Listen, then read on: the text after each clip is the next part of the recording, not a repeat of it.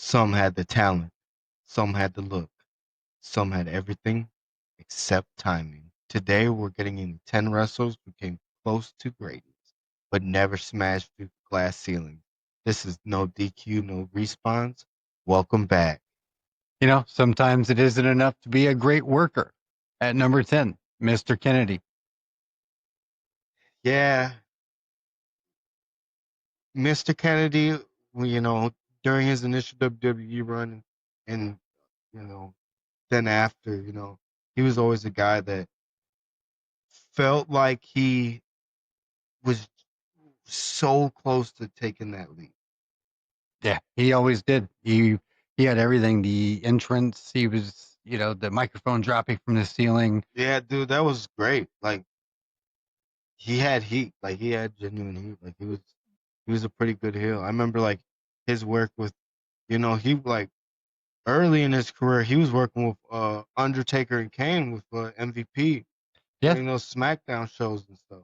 they put a lot of faith into him over the years, which wasn't, he didn't really kind of give back for that. I think one of the reasons he never broke the glass ceiling would have been the multiple wellness policy violations. hmm I think that was definitely part of it. And then I don't know if you've ever heard the story about him like hurting Orton on a backdrop or back suplex or something like Yeah. that. Yep. And then like him going to complaining, and then like John Cena turning and complaining too about something else. And like that was like what led to his initial release from WWE at that time. Yeah. It I don't know if it was a case of wrong place, wrong time, because I never looked at Kennedy and thought he was a unsafe worker, which is what they claimed at the time. But yeah, no, I always loved Kennedy. His um, transition to TNA though may have come a little late. Yeah, I think so. I think he was good though. Like he had some great moments in TNA though. Like you Hmm. remember that cage spot with Kurt Angle where he jumps off the top of the cage and like does the like Kurt Angle backflip. I was gonna say, was it the backflip? Yeah, Yeah. and he like, Okay. but he lands like right on like M- Mr. Kennedy, Mr. Anderson's like face. Oh shit, Like no, yeah, he like I don't lands remember like that. right on his head, bro. That's Like fucking wild, yeah, man. I was watching one last night where Angle did a 450 splash, and it had to have been peak perk angle, but ended up landing shin first on the guy's face, and it was pretty nuts. But dude, I'm telling you, Kurt Angle in his prime was crazy, man. He was a different animal. he was Yep. All right, tangent changing one. them. Yeah, Yo, look at that. yeah. Uh, anyway, I think with Kennedy though, I think another big problem of his was I don't know that he was ever the greatest worker. I would compare him to a definitely more talented, but a more talented Enzo Amore. I don't know. I'm gonna have to dispute that. I won't say he was the flashiest worker, Hmm. but him to me was he was more of a Miz, like a reliable to good worker who wasn't necessarily going to give you a 5-star match, but wasn't necessarily going to give you a fucking wasn't going to have a complete flat match, you know that was like a slog to get through. You know what I mean? Yeah, I definitely think the gimmick outshined the worker, but I will agree with you. He wasn't horrible. I just don't think he was anything special. Yeah, like I said, I Hmm. I I agree to an extent. Like he Hmm. wasn't, the greatest. I don't think he was, one of the best workers of all time. Hmm. But I don't think he was the worst. No, not at all. He. I also heard rumors that he couldn't. He rubbed a lot of people wrong backstage. Even besides the instances with Orton and Cena, he just always seemed to be in the wrestling rumor cycle at the time. Yeah, I've heard that too, but I don't know. The whole the wrestling thing, it's such an egotistical sport. You know what I mean? Like most of these guys are real into themselves anyway. So you Yeah, know what I mean? Like, they are. like who's to say who was the real, problem, those things, because like all these guys got egos to some extent or another. You know what I mean? Yeah, yeah. It I think one thing that really hurt him that had nothing to do with him was the constant, start stop booking. They give him something to do, put a little bit of faith into him, stop, he'd disappear for a little bit, come back with a completely different thing. They seemed like they never really let him build that momentum. Yeah, because I think wasn't like I heard a I don't know how true it was, but I believe like he was at one point supposed to be supposedly Mr. McMahon's illegitimate son. Uh, When Hornswoggle ended up being it, he- I'm pretty sure like that. I heard a thing that like Mr. Kennedy was originally supposed to be the illegitimate son for. yeah, I heard the same thing. I'm dying because I don't know how, but I think that's come up. Hornswoggle has come up every single episode that we've done here. And I it's like out of all the people, nothing against Hornswoggle, but like Hornswoggle keeps coming up. Hey man, it's like, I got it. Man. He said, Hornswoggle? always comes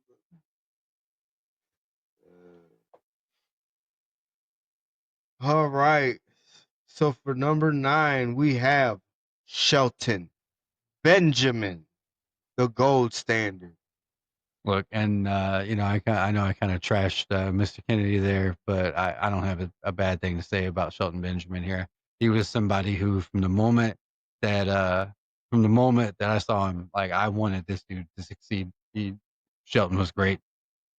Yeah, he was fantastic. His tag team with Charlie was Haas or Charlie Hale Haas, yeah, Haas. yeah. Like that was great. His stuff with the Hurt Syndicate, her business has been awesome. You know, He's always been a phenomenal, like top tier A+ worker, but he could never talk. He's never been the greatest talker. he couldn't, and that was kind of a double-edged sword there because as you said, he's always been in great tag teams or great stables. He's always been a big part of them, but he never could shine on his own. And Mm-hmm. it just, I think he got boxed into that supporting act territory, Mm-hmm. and it just never broke that mold. And it's a shame because Prime Sheldon was phenomenal. Think of like that match he had with HBK where he took the super Sweet, sweet chin music off the springboard, yes, or yes, what was it? I can't remember. Was it Money in the Bank where he ran up the ladder and did yeah. the clothesline? Hmm. Like Peak Sheldon was like a phenomenal And in ring performer, dude. yeah, Like the things he could do, man. Like wasn't he? Didn't he team with Lesnar as with Heyman as their manager at one point too? they might have, Like yeah. I'm pretty sure he did, and that just fizzled out real quick. And like to think about that today, if you were to say, like, hey man, And like make him legitimate, like yes, kind of make him like like a real threat, like with kind of go into like Shelton's also like amateur background, and Brock and like the Oracle as the mouthpiece, yeah, that'd dude, be great, that'd man. be sick. It would. Yeah, just have him fucking run over you guys. Hmm. As you said, he's never been great on the mic, and that's he seemed to lack that signature promo that a lot of these guys, have or had. Hmm. Just that one promo that you think about, Stone Cold, what is it, Austin Hmm. 316. You think about HBK where he lost his smile. Benjamin never had that signature promo. Yeah, unfortunately, his most memorable would be when his mama was with him. Mama's boy, that Hmm. gimmick really kind of undercut his credibility. Hmm. Yeah, it was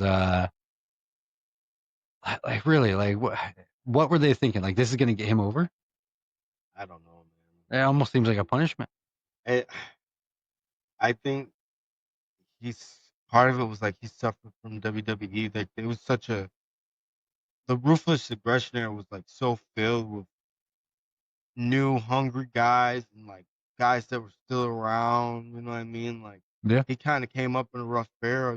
Like because you still had the Triple H's and the HBKs and and the Undertakers and stuff like that. But then you had the John Cena and the Randy Orton and the RVD. You had like all these guys coming up too. So like I feel like he got stuck in an era where like there was too many like all time greats all around to like what I mean, like Yeah. the fact that he couldn't cut a promo, like it really held him back. It really held him back, and off on a side thing here, but that's where the brand split really could have been, or they really could have benefited from the brand split there, because they had all that talent. They could have spread it to the three brands like they were trying to, but actually make it successful. And you could have had so many of those Shelton Benjamins breaking through, but it's almost like they just chose not to succeed with ECW. But anyway, tangent number two. Yeah. Tangent He Comedy. also, by the time he was real popular with the fans again, after after leaving initially, it was almost too late to return. Nostalgia doesn't win you belts. hmm Yeah, and like not that he's ever been bad, but like by the time he came back, like he was still a great performer, but he wasn't in his prime. You know what I mean? Like No.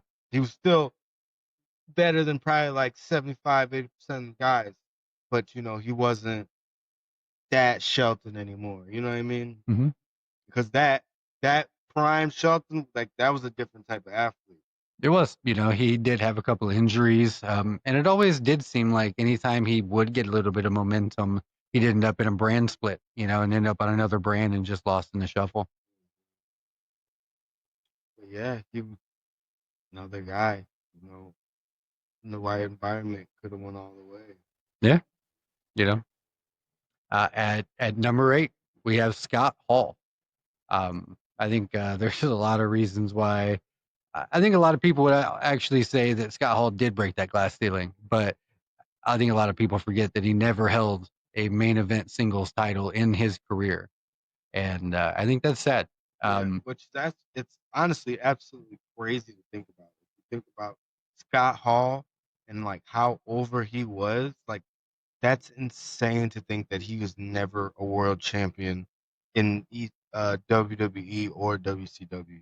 100%. He did have a lot of personal demons. Addiction got to him.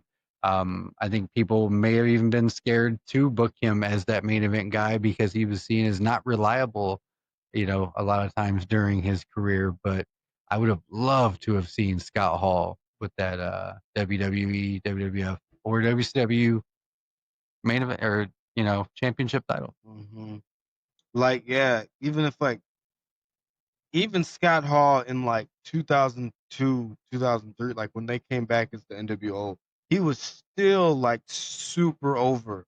Hmm. But like the demons were just they got the best of him. You know what I mean? Like, and he was still given opportunities. He had that WrestleMania match with the Stone Cold, which I always want to give props to. Is like as much as that necessarily wasn't the greatest WrestleMania match or Stone Cold or Scott Smith's match.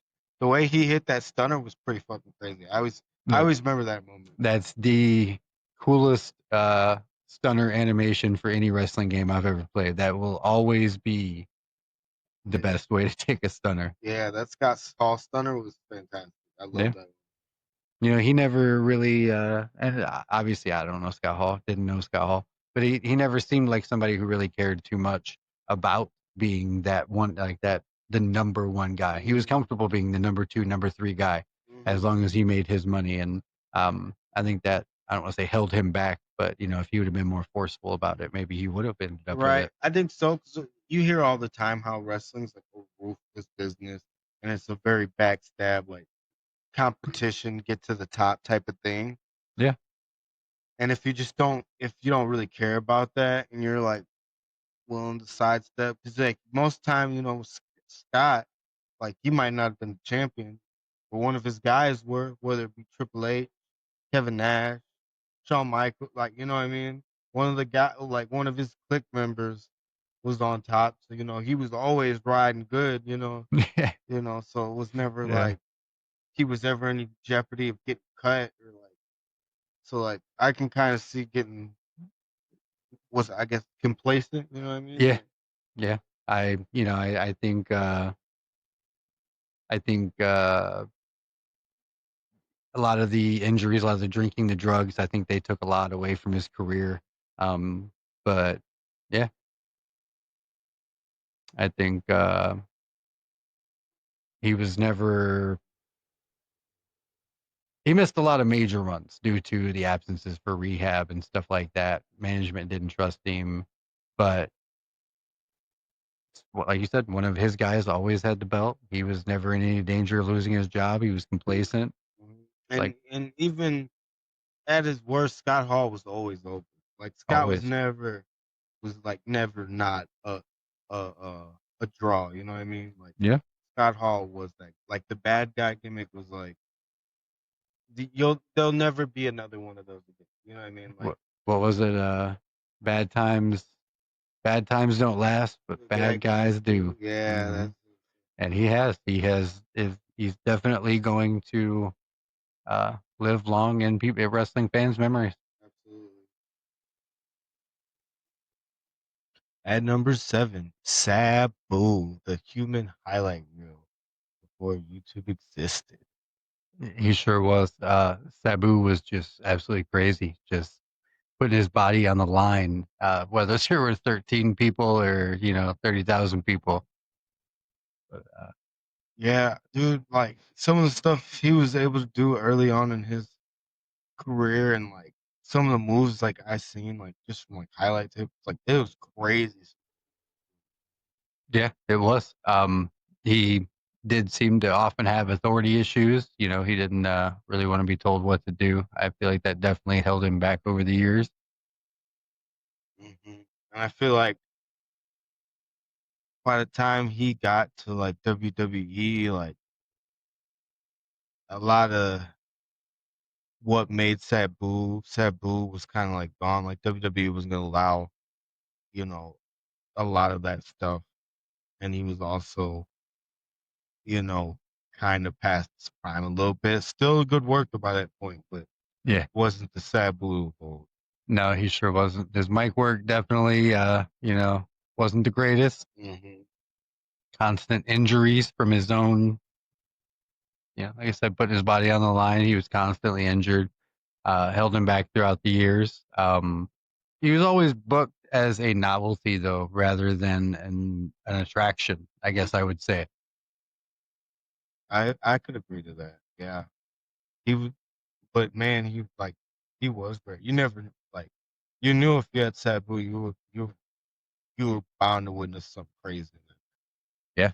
Might be something you've never seen. Yeah. If he would have adapted to a safer style, maybe he would have had, I don't want to say a longer career, because didn't he just have a match not long before he passed? He did, yeah, I think so. But yeah, as fortunate as it says, like Sabu, like some of the other guys talk about, like he had a little bit of like some off the outside activities that kind of helped derail his career a little bit too. Yeah. Yeah. 100%. Because I believe he had some wellness violations during his WWE run as well. He sure did. Um, I heard he often no showed tapings and ignored agents. That definitely didn't help. Yeah, especially in the WWE system where like it is like seems almost very militant. We're like, Yeah. hey, this is what we're doing. They demand order. Give it the program and get out. And at number 6 on the list, um, Lance Storm. Like to say the wrestler's wrestler. Was it William Regal was the man's man? hmm Tangent 3. Um, but he just I think Lance Storm was great, but he often was looked at as boring. He was more of a technical wrestler. Uh, I always thought he was great, but I really loved the boring gimmick that they gave him. A lot of people thought it was disrespectful, but I thought he just proved he wasn't boring. Right. And also, uh, Lance was like fantastic in the ring. That super kick he had was like that was like all time great, like up there with Shawn Michaels. It was. Like his super kick was fantastic. But I think a lot of what held him back too was also the era he came up in, where like they're not pushing big guys, they're little guys like that. You know what I mean? No, I mean, they were sparingly, Right. But but like not unless you were like an Eddie Guerrero, where like a Benoit, like where you were just head and shoulders above everybody else in a specific thing, where like Eddie's promos were like you know like something crazy, and on top of his like amazing woman work. Unless you were like the complete package in under 6 foot, or like at that 6 foot range, like it was hard to break through that glass. see, and I think that's definitely what he was missing. All the guys you just named, uh, fans had emotional attachment to them. Mm-hmm. Eddie's promos were just gut wrenching and heartfelt, and Benoit's just, I don't want to say every man, but like Benoit looked like your next door neighbors, and it's just they all had something that fans could latch on to, Mm-hmm. and Lance Storm, I don't think Lance Storm ever achieved that. Yeah, I think he was always a fantastic worker, but like I said, he never had that thing that really got got fans like too overly connected. No, and WWE never seemed to just trust pure technicians either. You had Angle, but Angle again was charismatic. You had Bret Hart. Bret Hart was the face of WWE for how many years? They it just didn't seem to. They valued entertainment over wrestling. And even another tangent for you, but even like most of Brett's best work was once he was like super pissed off about like his beef with Shawn Michaels and shit, and like his promos were kind of like cutting the line of like what's real and what's fake. You know what I Yeah, mean? Like, and that's like some of Brett's best work. You know what I mean? Like, emotional attachment. Yeah, exactly. That's what she. 100%. Um, the one thing I also did enjoy about Lance Storm is, I'm definitely not anti-Canadian here, but I think the Canadian anti-American gimmick that they gave him really boxed him in at the time, and I think it carried on far too long. You can be from anywhere and be proud of it, but you don't always, as a heel, have to be against a country, whether it be America, Canada. Can't we all just get along? But Vince loves those like gimmicks, man. He did. How many foreign guys were like foreign invade? You know what I'm saying? Uh, Like it was always like you feel the American like that. Like if you were, any other nationality besides like American, like Vince really pushed that for a long time. yeah, he sure did. Like a long time. Yeah. Lance did end up having a long career though as a trainer, So I mean, he definitely got his due, but I don't think he ever broke that glass ceiling. I agree. Number 5, Fallen Angel, Christopher Daniels. He really likes his Batman voice, doesn't he? Man, every day. Yeah. He spent his prime years building ROH, and TNA up. And do you think if he would have been in a bigger organization much quicker, that he would have latched on longer? He seemed to always be overshadowed by AJ Styles and Samoa Joe, but I guess what I'm saying is if he goes to a WWE or, somewhere where you don't have someone of your caliber, I don't know, because like I don't know if he's getting through at WWE at that time either. I think he kind of is another guy who falls in that category where he was just like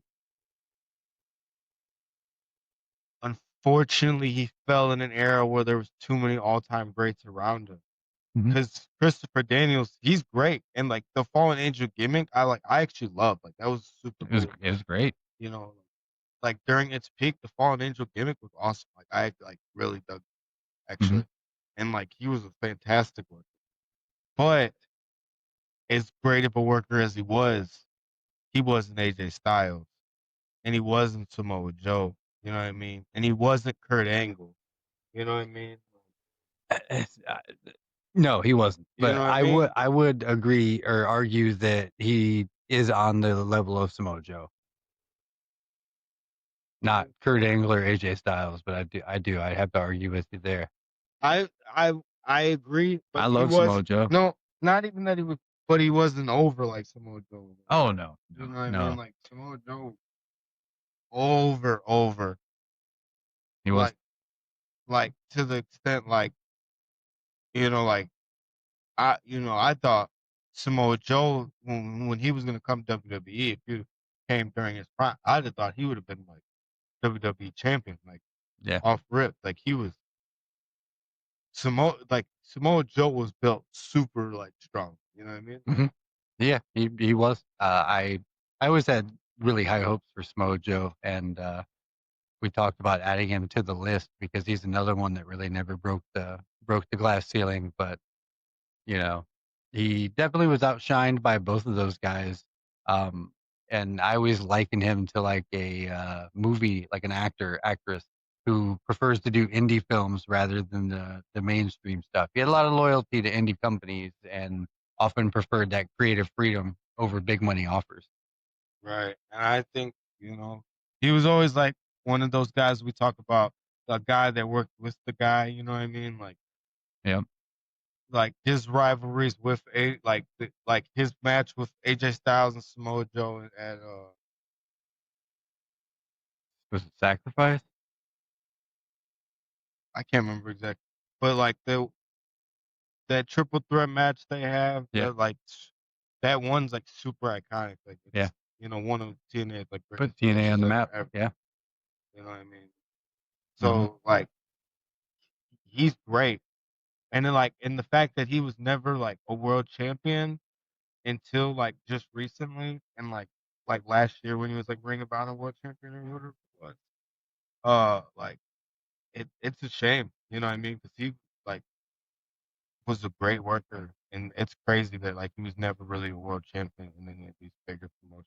He was. One thing I've been thinking about since we've been sitting here talking about him is that he has developed so much over his career. Though he didn't have a lot of character reinvention outside of the Fallen Angel, but I do believe that his ring psychology, his not necessarily his moves, but his timing, all that has gotten so much better with age. Mm-hmm. He definitely, I think, again, not necessarily just move set. He was able to pull off some amazing moves early in his career, but just the entire package. I think he peaked late in his career. Right. I could I agree with that. I could agree with that for sure. But yeah, I mean, I just think that's another guy who could have got a little more shine than he did. Yeah. And at number 4, Raven, the philosopher of pain, ECW's master storyteller. His grunge intellectual gimmick did seem a little too niche for WWF at the time, but it was such an amazing thing that shined in ECW, and a lot of this stuff did seem to do better in the Indies, and I don't know why, but it I don't think WWF would have seen it too mainstream. They WWF, WWE, they didn't know what to do with Raven. They never did. Like that was a little too like hardcore for Vince. Like Vince did like that whole like the whole like grudge rock and roll like kind of like scene that like Raven had. Like Vince would have never understood it. You know what I mean? Like there was no working that with Vince. You know what I mean? No, 100%, and and I'm not to take Vince's side here, but I think you actually said it best last time we talked about Raven. The only one that understood Raven was Raven. and they didn't give him the creative freedom that Paul Heyman did. And I think that goes along with what you're saying, but it's Raven was a very complex character that It was only he understood. 100%. Yeah, they didn't, like they said, WWE is too controlled to give Raven what he needed to succeed to, where he could have been a real star in Yeah. the WWF. It almost seemed like WCW did give him a little more creative freedom when he was over there, but he also had some substance abuse issues that kind of cut runs short. And And also, it was WCW, so it was just like it was mismanaged the hell. it Anyways, it was, but I'm telling you, man, like I don't know how much of it you have went back and seen, but some of that Mortis Raven stuff was amazing. I'm not saying it wasn't, but I'm just saying he was Oh, mismanaged. like Yes. Yes. WCW as a whole was mismanaged Oh because yeah. like, it's hard to get over a company that's like we don't know if we're gonna open the doors next week. We don't know what the fuck we're doing. How can you? You know what I mean? Yeah. Yeah. Tangent number 4. No, This is an and he's also another guy we've talked about it a couple times, but he did seem to be loyal, whether it was loyal to the Indies or whether they just put up with his bullshit. He's spent the bulk of his career and the peak of his career in out of mainstream eyes, you know. But yeah, he had the ECW World Heavyweight title, and not that that's not a prestigious title. I never held it, but he didn't ever hold a world title in WWE, WWF, or WCW. And or I don't what I think was he TNA champion though? shit, I think he was. TNA NWA? Are we counting that though? I ain't got nothing against TNA. Joe Hendry's one of my favorites, but that's like early TNA. Hot take. Yeah. Hot take. You ready for it? You ready for it? Let's You ready hear it. for it? I don't really like Joe Henry. All right. Last episode right here. 'Cause I'm telling you, man. So here's the thing. I think he also is like Kennedy, Enzo Amore, except he. You really like Enzo, huh? No, no. What I'm You saying keep about name it, dropping Enzo but more. Enzo, call me. Like that'd be a fucking shit. Like No. if I was a wrestler, like that'd be a disrespectful So thing. look, what I'd be pissed. I mean it in a way that Enzo, as bad as he was amazing on the mic. Have you seen that? I've seen. Yeah, he was. He Good that with time he comes out with no mic and the crowd does it, like he just moused his whole entrance and the crowd does it with him. Like the dude was gold, and that's all I mean by that. But he has zero wrestling. I think check the appendix. So yeah, that's the context of that. I absolutely I kind of despise Enzo, but I can't deny that he was gold on the mic and he was a horrible wrestler. And I think Hendry is a lot better wrestler, a lot better wrestler. But I think his character outshines his ring skills so much. Um, and I do not think that character translates. I don't know that it will, but I want to fight you right now for saying that. 'Cause Joe is my dude. Joe, call me. Like, we'll set up an interview. Yo, You know, and I'll tell you, we'll prove hey, Chance wrong. Okay, I think you're overrated, man. this has been the. Oh, you know what? We'll replace him with you, Joe. So this has been the longest tangent we've had so far. Hey. But he did. He was pushed into the hardcore division in WWE, which was obviously lower status than a lot of the stuff. There's some entertaining stuff. I'm not taking anything away from the guys that did it, but they just seem to always put him in a box. Number 3, Scott Steiner. But Why he never broke through in WWE. look, I got a lot to say about Steiner because I loved Scott Steiner early in his career. The collegiate. Yeah, okay, it took me a minute to figure out what the fuck you were doing over there. This is not the time. Now I get it. But so I loved Scott Steiner early in his career. He's a U of M graduate. Love U of M. Go blue. But not a fan of the Big Papa Pump stuff at all. When he started getting, all bulky and roided. Throwing out accusations there, but I wasn't a fan, and I really do think that if he would have stayed collegiate, uh, mat wrestling technician Scott Steiner, because it's not like he was small. I think he could have gone so much farther. Yeah, because by the time he came to WWE the second time, after like WCW had closed their doors, he had kind of like he had had injuries and like I believe during that feud with Triple H, didn't he have like that what's it called like dead foot syndrome or something where like he only like had use of like one foot, like he could barely walk, like it was. That sounds accurate. I don't remember it, but it sounds accurate. I'm sure if you're wrong, everyone would let us know though.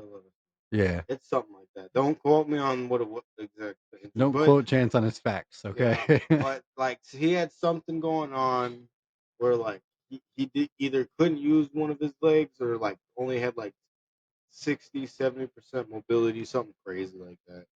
Kind of like how like who's it? Braun Breaker got like something like that. Not Braun Breaker. Bronson Reed's got something like that now. I have no idea. He's only got like 70% movement or something. Oh, No, that's so remember when I asked what's for the big guy? notes during the week? This would be good to put in there so we could fact check them. What's the What big guy? You talking about Big Bronson Reed? yeah. Big Bron, my favorite, the No, not one, Bronson Reed. What's the one that beat that the he was in the tribal chief Wyatts? today, What's the guy that used to be in the Wyatt? Braun Strowman. Braun Strowman. Yeah. Yeah, remember he's got Oh, like yeah, I like remember that. he's Yeah, like can't. He's only got like 70% mobility in one of his legs or something now. yeah, I remember that. Tangent counter. Yeah. That was a Anyway, long one. I don't know if anybody caught that, but Big Bronson Reed did defeat Roman Reigns, the OTC, earlier today at Perth. Only because Listen, they slipped it up. Jay and Jimmy scuffed it up. listen. One thing matters at the end of the day: the W and the L. Right now, he's The got to win over Chewy the tribal chief. and Anyway, back to Scott that Steiner. was a wash. Yeah, it was. Um, he definitely when he came back to WWE, as you were talking about, he also was there during Triple H's reign of terror, and nobody's getting over during that. Hell no, So it not over didn't the matter. game. No, I wouldn't have put Scott over the game either, though. To be honest, no, not at that time. Not at like what his ring standards were at that point. Like dude had to stretch for an hour, hour and a half before each match, so he didn't tear a quad. he was not. I think that's actually a fun fact about Triple H and Scott Steiner. Ooh, Triple H. He can wrestle long matches post 2000. As you're talking about, his ego was always bigger than his in ring ability, and that definitely showed later. He always clashing with WWE and management in WCW. I think a lot of that really held him back. Um, Injuries cut his athleticism in half by the time he returned, even again after that. So, But at the same time, a lot of his most memorable moments were those unhinged promos during the Big Papa Pump Fair. look, his math promo is one of the greatest promos of all time. I think we've talked about Every episode. There's a few things that we talk about every time we get together. That's one of them. that. Yeah. Peak Um, peak wrestling. I also don't think WWE really knew how to harness or understand his like chaos was his gimmick. He was just gonna come out and run his mouth. Whatever came out, fucking came out. Did you And ever see that Steiner workout videotape they had? no, Where he was like, what? you gotta watch that sometime. Where Look, he's like fucking doing like squats with like women on his shoulders. wow. He was like, "See, this is how you do it. I'm You put two freaks on it, one on each shoulder." I can't believe you never seen I'm gonna have to it. check that Oh, shit that's so out. good, man. It's so good. It's so unhinged and like I think he released it when he was in TNA, Wow. but I wonder if he did that because Triple H actually had a workout video. I don't think it was anything like that. I think it was actually a lifting workout type video. I think LA Knight might have even been in it, like an yeah, early I know LA what you're Knight. talking about. But so I wonder if that was If like No, but he was like, Scott's "Fuck was like, Triple H, man. no, Scott's I was put like, bitches on my back." Scott's was like, man. Look, It's like, and I think that was one of the biggest problems. Like everything about Scott Steiner was unhinged. It was entertaining, not marketable. yeah, but it was some memorable moments though. It made for some quality memories. It did. It did. Um, at number two, one of Chance's favorites here, the aerial artist with indie soul, Paul London. Yeah, dude, Paul was sick. Some of the spots like and things he could do in the ring, like his tag team with Brian Kendrick and before that Billy Kidman, like those were great. Like I love Oh, there's another one that never broke the glass ceiling. Billy Kidman. That'll Yeah, save that for episode two. Billy But Kidman. I had another one I was thinking after we had already put it together, but yeah, Paul London was awesome, dude. Like I heard he got heat in like what was it 2005, 2006, because he had a too memorable spot in the Royal Rumble when he takes that clothesline from Snitsky and he I, does like the back somersault onto the floor. I had heard that as well, yeah. And like things like that and like smiling during Vince's death segment, just really seemed to kill the trust they had with him. Hmm. Partner that with being overshadowed by, as you said, he had, Billy Kidman, Kendrick, uh, bigger name tag team partners. He was always the Marty Jannetty of the group. Paul London was great, but he wasn't Shawn Michaels. But I was also that was also a guy who I always thought it was interesting because he had so many different like interesting gimmicks. Because like I don't know if you remember like do you remember him in Lucha Underground? No. Yeah, he was in Lucha Underground and he had a completely like different gimmick where he was like not like a priest but like a I don't know if it was like a monk or so like he had some crazy like almost like voodoo like gimmick in like Wow. I'm gonna have to check that out. I don't remember that at Lucha all. Underground, I believe it was. But he yeah. That's something I'd like to see a comeback now that WWE's working.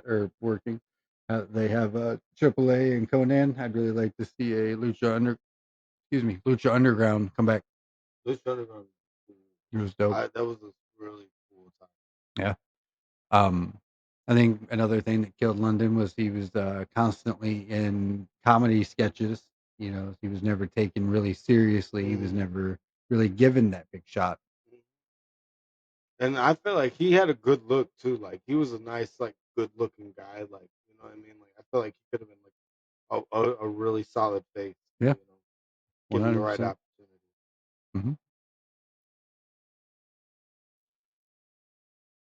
And number one, I think this might be my favorite on the list. yeah, this is the guy that like honestly, this whole idea for this list in this week's episode kind of came from a guy that me and Josh both just felt like like he was always tapping on the glass, but just never broke through. Mm-hmm. Test. Yeah.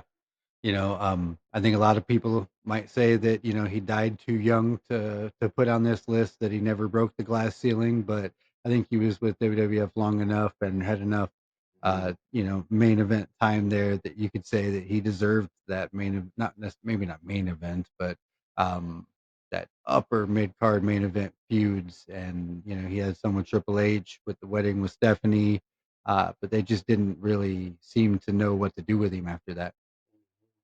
And he also remember he also had that second WWE run where he came back during the With the ECW revival.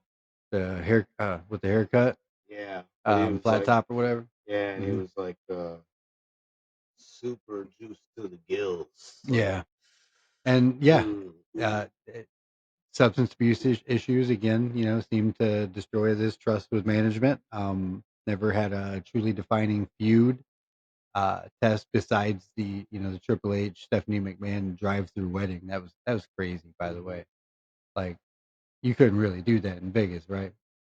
I, Just drive through and mouth something and be married. I don't know how that stuff works, Whatever brother. happens in Vegas stays in Vegas. I'm But he also just had too many repackagings. You know, the Un-Americans. He was a big part of the ECW reboot. It DNA. Yeah, it just seemed like again never enough time to get any traction. He was, but man, he was a good worker, and Dude, that big boot was something crazy, dude. I really thought he was taking dudes' heads off with that big boot. I would argue with anybody that is the best big boot in the business. Yeah, like that big boot was nice. Like I remember, like that. I used to throw that animation on my guy in the old WWE games, like constantly. If I Hmm. created a guy, I always gave him test big boot. Yes, Like it was the nastiest big boot in like the game. dude, it was great. It really looked like you was taking somebody's head off with that big boot. Yeah. He definitely didn't have the charisma that you'd have liked to have seen from somebody with his look and in ring ability. I think that definitely could have put him over the top. Um, But he but had that size, especially in the era where you know Vince loved those big. they did, but I think that's one of the biggest problems is with it. Vince did love his big men, but he sure didn't know how to book sympathetic big men. Mm-hmm. Like he just didn't understand that you're either a monster. Like if you're over 7 foot, you were a monster. That's just what you were. Right. But yeah, that was another guy, man, that was so close, man. Like so close to knocking it off the out the park. Like should it? I was just always felt like he was so close to breaking through the glass. But I also have heard that like he had some like ego problems and like didn't want to sell for certain guys, didn't want to put certain guys over. Like I've heard some like Tess wasn't the best to be around in the locker room kind of thing too, though. Yeah, I've heard it as well. And it may come down to the fact that he worked with such big names early in his career. Mm-hmm. Like he had that again the huge angle with Stephanie McMahon, Triple H. Um, when you start from that, you know, I'd have an ego too, I guess. Mm-hmm. But unfortunately, folks, that is it for this week's episode of No DQs, No Respawns. So we will catch you, fellas and ladies, next week.